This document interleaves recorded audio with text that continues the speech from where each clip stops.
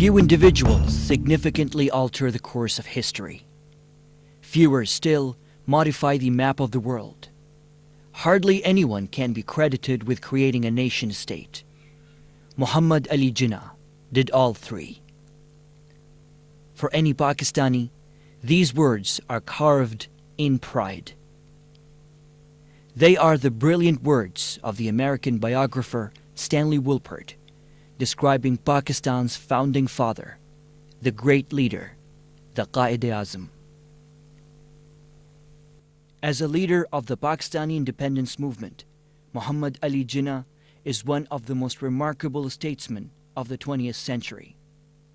Yet ironically, he remains one of the least known figures of the modern history of the world, in the same way that his nation and people are often not understood in their full complexity.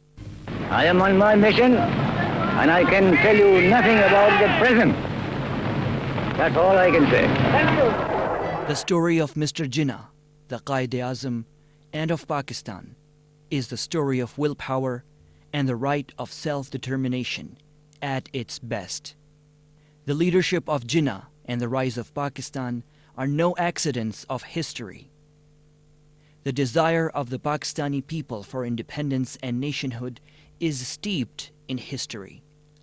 The ancestors of modern-day Pakistanis have long been distinguished by their links to Central, South, and West Asia.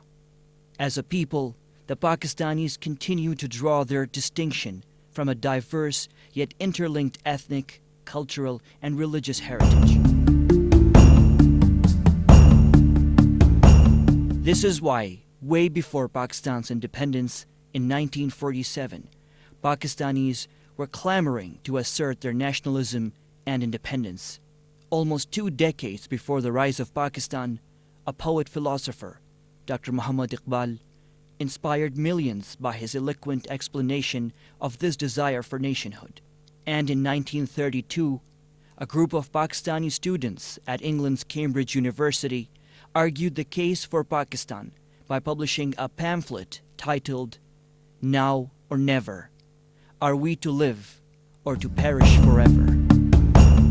One of those Cambridge students was the 35-year-old Chaudhry Rahmat Ali, who said in the pamphlet that he was writing on behalf of 30 million Muslims of Pakistan who live in the 5 northern units of Punjab, Northwest Frontier Province, Kashmir, Sindh, and Balochistan, embodying their inexorable demand for the recognition of their separate national status as distinct from the rest of the region.